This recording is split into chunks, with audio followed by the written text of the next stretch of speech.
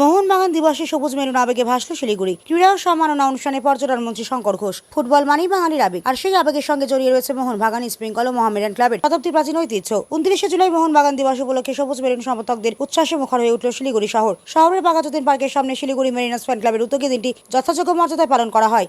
অনুষ্ঠানের সূচনায় মোহনবাগান ক্লাবের পতাকা উত্তোলন করা হয়। ক্লাবের প্রয়াত প্রাণপুরুষ টুটু বোসের প্রতি শ্রদ্ধা জানানো হয়। এরপর দিনভর নানা ক্রীড়ামূলক প্রতিযোগিতা ও সাংস্কৃতিক অনুষ্ঠানে অংশ নেন সমর্থক ও ভক্তরা। অনুষ্ঠানে উপস্থিত ছিলেন রাজ্যের পর্যটন মন্ত্রী তথা শিলিগুড়ির বিধায়ক শঙ্কর ঘোষ। এছাড়া শিলিগুড়ির টেবিল টেনিসের অন্যতম ক্রীড়াগুরু অমিত দামকে সংবর্ধনা জানানো হয়। কেক কেটে মোহনবাগান দিবস উদযাপনের পাশাপাশি উপস্থিত অতিথিদের শুভেচ্ছা জানান ক্লাবের সদস্যরা। অনুষ্ঠানে বক্তব্য রাখতে গিয়ে শঙ্কর ঘোষ বলেন, এই ধরনের অনুষ্ঠানের রাজনীতি নয়, খেলাধুলার ঐক্যই বড় কথা। প্রাক্তন মেয়র গৌতম দেব সহ সমাজের সব স্তরের মানুষের উপস্থিতি থাকলে আরো বেশি ভালো লাগতো। সব মিলিয়ে ফুটবলের প্রতি ভালোবাসা, মোহনবাগানের ঐতিহ্য, ক্রীড়াশীল সম্প্রীতির বার্তা দিয়ে শিলিগুড়িতে পালিত হলো এবারের মোহনবাগান দিবস।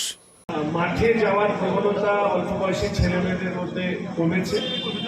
সেটাকে বাড়ানোর ক্ষেত্রে নিশ্চিতভাবে ক্লাবগুলো, সরকার প্রত্যেকেই আমাদেরকে দায়িত্ব নিতে হবে, স্কুলগুলোকেও দায়িত্ব নিতে হবে। এবং মোহনবাগান ক্লাব তার নিজস্ব ঐতিহ্যে দাঁড়িয়ে আছে। আসলে মোহনবাগান, ইস্টবেঙ্গল প্রত্যেকটি ক্লাবের একটা ইতিহাস আছে।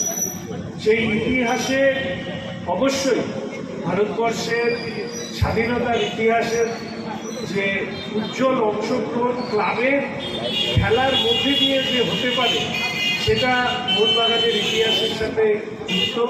আমি মোহনবাগান ক্লাবের সমস্ত সদস্য সমর্থক তাদেরকে আজকে মোহনবাগান দিবসে অভিনন্দন জানাচ্ছি।